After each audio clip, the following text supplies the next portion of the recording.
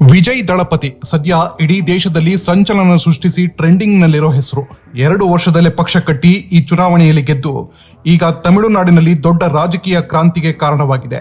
ಅಧಿಕಾರದಲ್ಲಿದ್ದ DMK ಪಕ್ಷಕ್ಕೆ ಸೆಡ್ಡು ಹೊಡೆದು ವಿಜಯರ TVK ಪಕ್ಷ ಬರೋಬ್ಬರಿ 108 ಸೀಟ್ ಗೆದ್ದು ಹೊಸ ಸರ್ಕಾರ ತರಲು ಸಜ್ಜಾಗಿದ್ದು ವಿಜಯ್ ಸಿಎಂ ಆಗಲು ರೆಡಿಯಾಗಿದ್ದಾರೆ. ಆದರೆ ಇವರ ಸರ್ಕಾರಕ್ಕೆ ಬಹುಮತ ಬರಲು ಇನ್ನೂ 10 ಸೀಟ್ ಬೇಕು. ಈಗಾಗಲೇ ಕಾಂಗ್ರೆಸ್ನ 5 ಶಾಸಕರು ಬೆಂಬಲಿಸಿದ್ದಾರೆ. ಉಳಿದ 6 ಶಾಸಕರು ಬೇರೆ ಪಕ್ಷದಿಂದ ಬೆಂಬಲಿಸಬೇಕು. ಈಗ ಅದೇ ಅವರಿಗೆ ದೊಡ್ಡ ಚಾಲೆಂಜ್ ಆಗಿದ್ದು ಇನ್ನು ಕೆಲವೇ ದಿನಗಳಲ್ಲಿ ಅವರು ಸಿಎಂ ಪಟ್ಟ ಏರಲಿದ್ದಾರೆ. ಇಂಥ ವಿಜಯ್ ಯಾರು, ಅವರು ಬೆಳೆದಿದ್ದು ಹೇಗೆ, ರಾಜಕೀಯಕ್ಕೆ ಬರಲು ಕಾರಣವೇನು ಅನ್ನೋದರ ಡೀಟೇಲ್ಸ್ ಇಲ್ಲಿದೆ.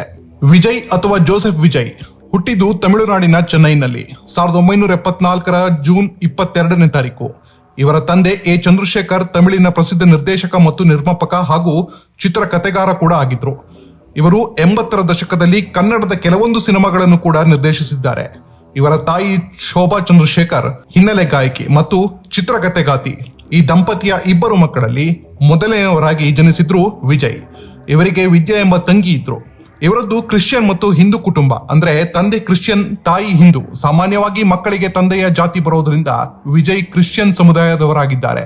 ಬಾಲ್ಯದಲ್ಲೇ ವಿಜಯ್ ತುಂಬಾ ಮಾತಾಡ್ತಿದ್ರು ಮತ್ತು ಆಕ್ಟಿವ್ ಕೂಡ ಆಗಿದ್ರು. ಆದ್ರೆ ಇವರ ತಂಗಿ ವಿದ್ಯಾ 2ನೇ ವಯಸ್ಸಲ್ಲೇ ಸಾವನ್ನಪ್ತಾರೆ. ಇದು ವಿಜಯ್ ಮೇಲೆ ತುಂಬಾ ಪ್ರಭಾವ ಬೀರಿತ್ತು. ಆಕ್ಟಿವ್ ಆಗಿದ್ದ ಹುಡುಗ ಸೈಲೆಂಟ್ ಆಗಿಬಿಟ್ರಂತೆ. ಇನ್ನು ವಿಜಯ್ ಓದಿದ್ದು ಹುಟ್ಟೂರು ಚೆನ್ನೈನಲ್ಲಿ. ಅಲ್ಲಿನ ಫಾತಿಮಾ ಶಾಲೆಯಲ್ಲಿ ಆರಂಭಿಕ ಶಿಕ್ಷಣ ಪಡೆದ ಇವರು ಬಳಿಕ ಬಾಲಲೋಕ್ ಶಾಲೆಯಲ್ಲಿ ಓದು ಮುಂದುವರೆಸಿದ್ರು. ತಂದೆ ತಾಯಿ ಚಿತ್ರರಂಗದವರಾಗಿದ್ದರಿಂದ ವಿಜಯ್ ಕೂಡ ಸಿನಿಮಾ ಕ್ಷೇತ್ರದ ಬಗ್ಗೆ ಆಸಕ್ತಿ ಬೆಳೆಸಿಕೊಂಡ್ರು. ಇದಕ್ಕೆ ಪೂರಕವೆಂಬಂತೆ ತಂದೆ ನಿರ್ದೇಶಿಸಿದ ಚಿತ್ರಗಳಲ್ಲಿ ಬಾಲನಟನಾಗಿ ಆಕ್ಟ್ ಮಾಡುವ ಅವಕಾಶ ಕೂಡ ಸಿಕ್ತು. ಮೊದಲ ಚಿತ್ರ ಇವರದ್ದು 1984ರಲ್ಲಿ ತೆರೆಕಂಡ ವೆಟ್ರಿ ಸಿನಿಮಾ. ಈ ಸಿನಿಮಾದಲ್ಲಿ ಸಣ್ಣದೊಂದು ಪಾತ್ರ ಮಾಡುವ ಮೂಲಕ ಚಿತ್ರರಂಗ ಪ್ರವೇಶಿಸಿದ್ರು. ಆಗ ವಿಜಯ್ಗೆ ಕೇವಲ 10 ವರ್ಷ. ಬಳಿಕ ಒಂದೊಂದೇ ಸಿನಿಮಾದಲ್ಲಿ ಬಾಲನಟನಾಗಿ ಕಾಣಿಸಿಕೊಂಡ್ರು. ಹೀಗೆ ಎಂಟ್ರಿ ಕೊಟ್ಟ ವಿಜಯ್ ಚಿಕ್ಕ ವಯಸ್ಸಿನಿಂದಲೇ ಸೂಪರ್ ಸ್ಟಾರ್ ರಜನಿಕಾಂತ್ ಫ್ಯಾನ್ ಆದ್ರು. ಈ ನಡುವೆ ಚೆನ್ನೈನ ಪ್ರತಿಷ್ಠಿತ ಲೋಯಲಾ ಕಾಲೇಜು ಸೇರಿ BSc ವಿಜುವಲ್ ಮತ್ತು ಕಮ್ಯುನಿಕೇಶನ್ ಕೋರ್ಸ್ಗೆ ಅಡ್ಮಿಷನ್ ಪಡೆದ್ರು. ಅದೇ ಕಾಲೇಜಿನಲ್ಲಿ ತಮಿಳಿನ ಮತ್ತೊಬ್ಬ ಸೂಪರ್ ಸ್ಟಾರ್ ನಟ ಸೂರ್ಯ ಅವರ ಗೆಳೆತನ ಕೂಡ ಆಯ್ತು. ಇವತ್ತಿಗೂ ಕೂಡ ಇವರಿಬ್ರು ಒಳ್ಳೆ ಸ್ನೇಹಿತರು. ಇವರ ತಂದೆ ಸಿನಿಮಾದ ನಿರ್ದೇಶಕ ಮತ್ತು ನಿರ್ಮಾಪಕ ಆಗಿದ್ದರಿಂದ ಸಿನಿಮಾದಲ್ಲಿ ಅವಕಾಶ ಈಸಿಯಾಗಿ ಸಿಕ್ತು. ತಂದೆ ನಿರ್ದೇಶಿಸಿದ 6 ಸಿನಿಮಾಗಳಲ್ಲಿ ಬಾಲನಟನಾಗಿ ಆಕ್ಟ್ ಮಾಡಿದ ವಿಜಯ್ 1992ರಲ್ಲಿ ತೆರೆಕಂಡ ನಾಲೈ ತೀರ್ಪು ಸಿನಿಮಾ ಮೂಲಕ ಹೀರೋ ಆದ್ರು. ಈ ಚಿತ್ರವನ್ನು ತಂದೆ ನಿರ್ದೇಶಿಸಿದ್ರೆ ತಾಯಿ ಚಿತ್ರಕಥೆ ಬರೆದು ನಿರ್ಮಾಣ ಮಾಡಿದ್ರು. ಆದ್ರೆ ಸಿನಿಮಾ ಫ್ಲಾಪ್ ಆಯ್ತು.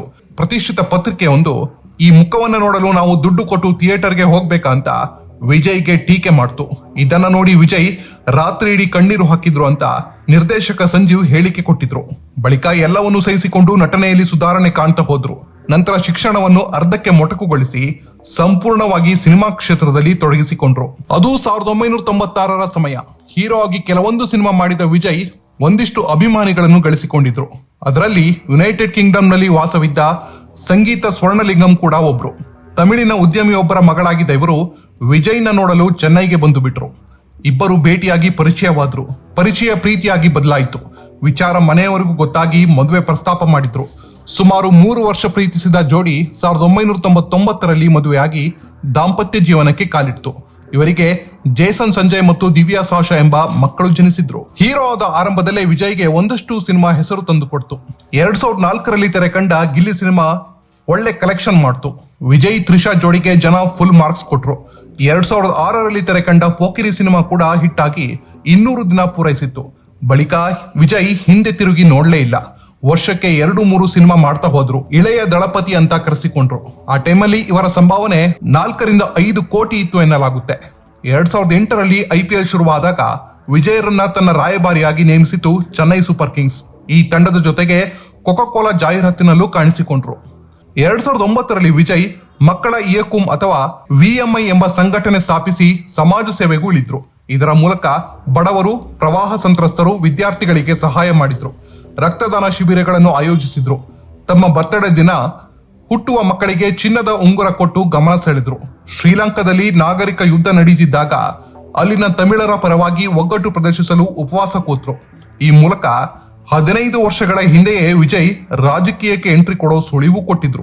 ಅದು 2009. ಕಾಂಗ್ರೆಸ್ನ ರಾಹುಲ್ ಗಾಂಧಿ ತಮಿಳುನಾಡಿನಲ್ಲಿ ಮಾತನಾಡುವಾಗ ನಟರಾದ ರಜನಿಕಾಂತ್ ಮತ್ತು ವಿಜಯ್ ಪಕ್ಷಕ್ಕೆ ಬರೋದಾದ್ರೆ ಸ್ವಾಗತ ಅಂದುಬಿಟ್ರು.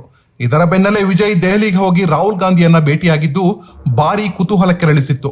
ಬಳಿಕ ಈ ಬಗ್ಗೆ ಹೇಳಿದ್ದ ವಿಜಯ್, ಈಗ ರಾಜಕಾರಣಕ್ಕೆ ಬರುವ ಯಾವ ಯೋಚನೆಯೂ ಇಲ್ಲ, ಭವಿಷ್ಯದಲ್ಲಿ ಸಂದರ್ಭ ಬಂದ್ರೆ ಅಭಿಮಾನಿಗಳ ಜೊತೆಗೆ ಚರ್ಚಿಸಿ ತೀರ್ಮಾನ ತಗೋತೀನಿ ಅಂದ್ರು. ನಂತರ 2011ರ ತಮಿಳುನಾಡು ವಿಧಾನಸಭೆ ಚುನಾವಣೆ ಬಂದಾಗ ಜಯಲಲಿತಾರ ಎಐಎಡಿಎಂಕೆ ಪಕ್ಷಕ್ಕೆ ಬೆಂಬಲ ಸೂಚಿಸಿದ್ರು. ಇದರ ಫಲವಾಗಿ ಜಯಲಲಿತಾ ಗೆದ್ದು ಸಿಎಂ ಆದಾಗ ವಿಜಯ್ರ ಸಿನಿಮಾಗಳಿಗಿದ್ದ ಕೆಲವೊಂದು ತೊಡಕುಗಳನ್ನು ನಿವಾರಣೆಯಾದವು ಎನ್ನಲಾಗುತ್ತೆ. ಆದ್ರೆ 2013ರ ವಿಜಯ್ರ ತಲೈವ ಸಿನಿಮಾ ಜಯಲಲಿತಾ ಸರ್ಕಾರ ಆರಂಭದಲ್ಲಿ ಬ್ಯಾನ್ ಹರಿದ್ದು ಇಬ್ಬರ ಸಂಬಂಧದಲ್ಲಿ ಬಿರುಕು ಮೂಡಿಸಿತ್ತು. ಇಷ್ಟೇ ಅಲ್ಲ, ಅಣ್ಣಾ ಹಜಾರೆ ಭ್ರಷ್ಟಾಚಾರ ವಿರುದ್ಧ ದೆಹಲಿಯಲ್ಲಿ ಧರಣಿ ಕೂತಾಗ ಅಲ್ಲಿಗೆ ಹೋಗಿ ವಿಜಯ್ ಬೆಂಬಲ ಸೂಚಿಸಿದ್ರು. 2017ರಲ್ಲಿ ಜಲ್ಲಿಕಟ್ಟು ಪರವಾಗಿ ಧ್ವನಿಗೂಡಿಸಿದ್ರು. ಈ ಮಧ್ಯೆ ವಿಜಯ್ ಸಿನಿಮಾಗಳಲ್ಲಿ ತುಂಬಾ ಬ್ಯುಸಿ ಆಗಿದ್ರು. ತಮಿಳುನಾಡಿನಲ್ಲಿ ರಜನಿಕಾಂತ್ಗೆ ಬಿಟ್ರೆ ಇವರೇ ಅತಿ ದೊಡ್ಡ ಅಭಿಮಾನಿ ಬಳಗ ಹೊಂದಿದ್ರು. ವಿಜಯ್ ಕ್ರೇಜ್ ಸಿಕ್ಕಾಬಟ್ಟೆ ಇತ್ತು. ಹಾಗೆ ಇವರ ಸಿನಿಮಾಗಳು ಕೂಡ ದೊಡ್ಡ ಮಟ್ಟದಲ್ಲಿ ಯಶಸ್ಸು ಕಂಡು ಕೋಟಿ ಕೋಟಿ ಕಲೆಕ್ಷನ್ ಮಾಡ್ತಿದ್ವು.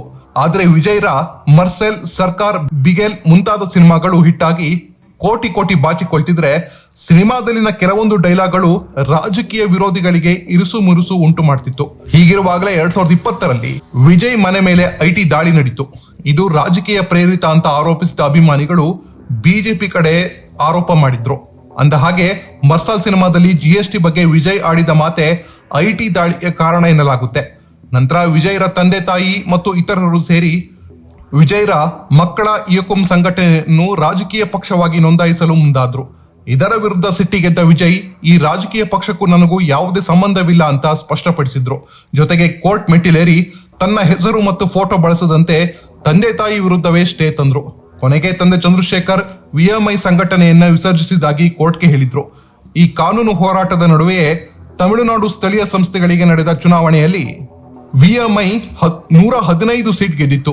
ಇದೇ ವಿಜಯ್ರನ್ನು ರಾಜಕೀಯಕ್ಕೆ ಬರುವ ಹಾಗೆ ಮಾಡಿದ್ದು ಅಂತ ಹೇಳಬಹುದು. ಇಂತಹ ವಿಜಯ್ 2024ರಲ್ಲಿ TVK ಎಂಬ ಪಕ್ಷವನ್ನು ಘೋಷಿಸುವ ಮೂಲಕ ಅಧಿಕೃತವಾಗಿ ರಾಜಕಾರಣಕ್ಕೆ ಎಂಟ್ರಿ ಕೊಟ್ರು.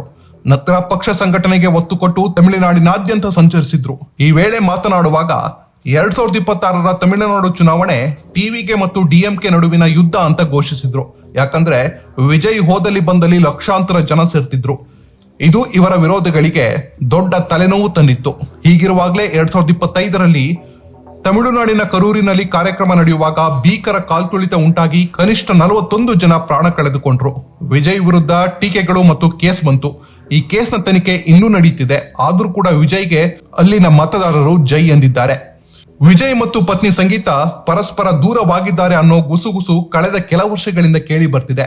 ಇದಕ್ಕೆ ಕಾರಣ ಕೆಲವೊಂದು ಕಾರ್ಯಕ್ರಮಗಳಲ್ಲಿ ವಿಜಯ್ ಸಂಗೀತ ಜೊತೆ ಕಾಣಿಸಿಕೊಳ್ಳದೆ ಇರೋದು, ಅಲ್ಲದೆ ನಟಿ ತ್ರಿಷಾ ಜೊತೆಗಿನ ವಿಜಯ್ ಒಡನಾಟವು ಕಾರಣ ಎನ್ನಲಾಗುತ್ತೆ. ಅಲ್ಲದೆ ಇವರ ಪತ್ನಿಯೇ ವಿಜಯ್ ನಟಿ ಜೊತೆ ಇರೋದಾಗಿ ಒಂದ್ಸಲ ಹೇಳಿಕೆ ಕೊಟ್ಟಿದ್ರು.